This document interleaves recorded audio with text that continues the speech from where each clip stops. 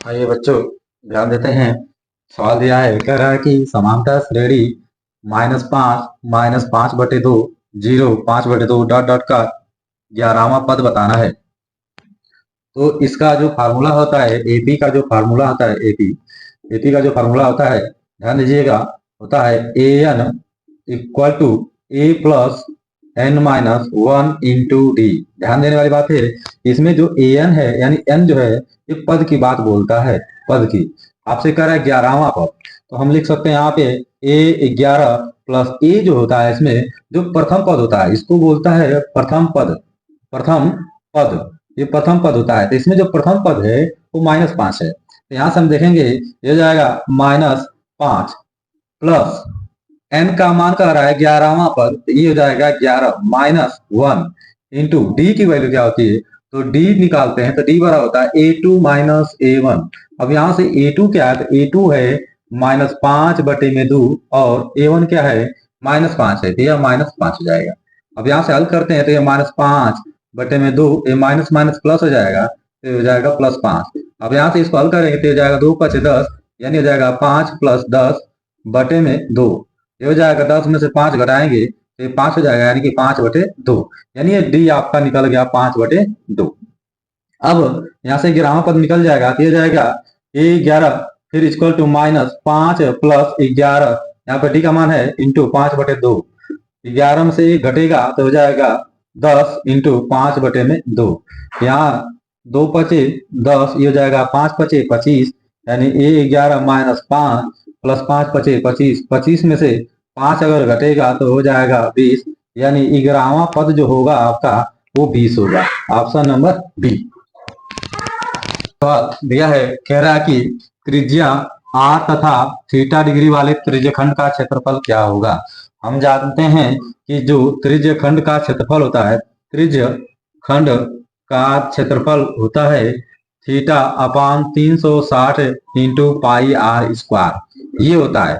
अब यहाँ पे कहीं ऐसा देखने को नहीं मिल रहा है, ध्यान दीजिएगा। θ/180 है, πr², इससे कट जाएगा, ये नहीं होगा। θ/180 ये भी नहीं होगा। θ/360 है, ये 2πr परिधि है, इसका मतलब ये भी नहीं होगा। यहाँ देखने वाली बात है, यहाँ पे 2πr² है, अगर इससे 2 से इसको हम काट दें तो ये जाएगा 360, यानी कि ये आपका फार्मूला बन जाएगा, इसलिए इसका ऑप्शन नंबर हो जाएगा सी। नेक्स्ट सवाल देखते हैं, कह रहा है कि किसी समय पर एक खंभे की छाया खंभे की लंबाई की √3 गुनी है तो सूर्य का उन्नयन कोण होगा। इसको देखेंगे, इसमें क्या करते हैं कि एक समकोण त्रिभुज बनाना बहुत जरूरी है। तो अगर हम कहें कि यह एक खंभे की जो है लंबाई है, ये खंभे की लंबाई है। अब यहाँ पे कह रहा है कि खंभे की छाया, अब इसकी जो छाया पड़ती है कुछ इस तरीके का, ये छाया पड़ रहा है, और कह रहा है कि जो है खंभे की लंबाई की √3 गुनी, अगर हम खंभे की लंबाई x कर दें तो, और इसकी छाया जो हो जाएगी √3 गुनी यानी √3x कर दें, तो अब कह रहा है कि तो सूर्य का उन्नयन कोण क्या होगा, इसका मतलब यह थीटा डिग्री। तो अगर हम कहें a है या b है या c है, तो हम कहें कि tan थीटा, यानी कि tan थीटा बराबर होता है लंब बटे आधार, लंब बटे आधार। अब यहाँ पे जो लंब है आपका ये AB है, यानी AB बटे में BC आधार हो जाएगा, यहाँ पे tan थीटा। अब यहाँ से हम लिख सकते हैं tan थीटा और AB की जो लंबाई है यानी कि x है, और ये हो जाएगा √3x। x से x कट गया, 1 हो जाएगा, इसका मतलब tan थीटा बराबर 1/√3। इसका मतलब थीटा की जो वैल्यू है, यानी थीटा की जो वैल्यू है वो कितने डिग्री होगा, तो 30 डिग्री होगा, क्योंकि tan थीटा का tan थीटा का मान होता है 1/√3। ऑप्शन नंबर इसमें ये हो जाएगा, क्योंकि बोला है सूर्य का उन्नयन कोण ज्ञात कीजिए। कह रहा है कि 1 + tan थीटा + sec थीटा और 1 + एक ब्रैकेट में 1 + cos थीटा - cosec थीटा का मान क्या होगा।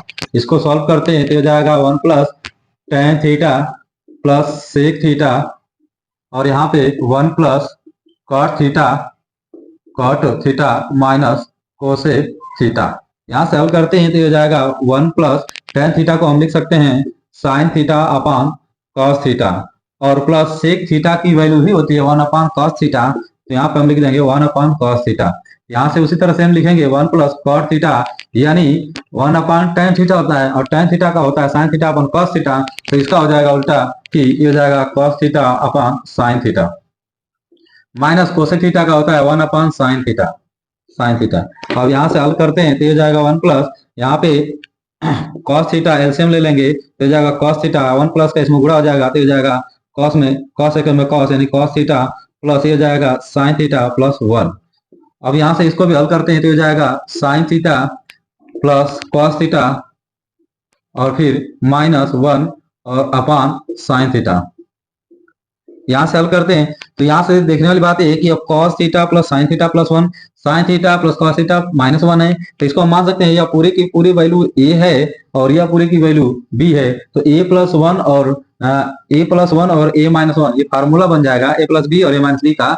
ये हो जाएगा फार्मूला कि a square minus b square का सूत्र बन जाएगा। तो इसको हम लिख सकते हैं sin theta plus cos theta का होल स्क्वायर माइनस 1 और ये आपस में गुणा हो जाएगा तो हो जाएगा cos theta into sine theta.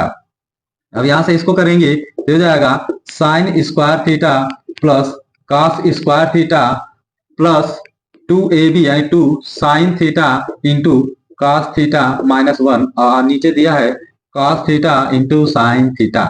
यहाँ से हल करते हैं तो इसकी वैल्यू जो होगी 1 हो जाएगा, 1 प्लस ये हो जाएगा 2 sine theta into cos theta minus 1 और फिर यहाँ पर हो जाएगा cos theta into sine theta. अब यहाँ से प्लस 1 है माइनस 1 कैंसिल हो जाएगा, cos थीटा से साइन थीटा कैंसिल हो जाएगा, बच जाएगा आपका 2 यानी ऑप्शन नंबर सी। नेक्स्ट सवाल दिया कह रहा है कि आंकड़ों 2 3 7 2 7 5 3 7 का बहुलक क्या है। तो बहुलक उसे कहते हैं जिसकी बारंबारता अधिक हो। तो हम इसको अगर लगाए सवाल तो आंकड़ा हम लिख देते हैं यहाँ पे लिख देते हैं बारंबारता। अगर हम कहें यहाँ पे 2 है और 2 की बारंबारता कितनी बार है 1 2 यानी 2 बार है। 3 की बात करें तो 3 की बारंबारता भी 2 बार है।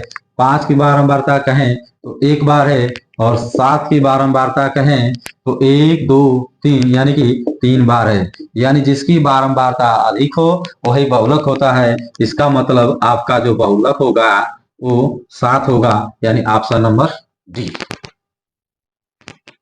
नेक्स्ट सवाल है कह रहा है कि यदि किसी बंटन का माध्य 16 और बहुलक 13 हो तो बंटन की माध्य क्या होगी।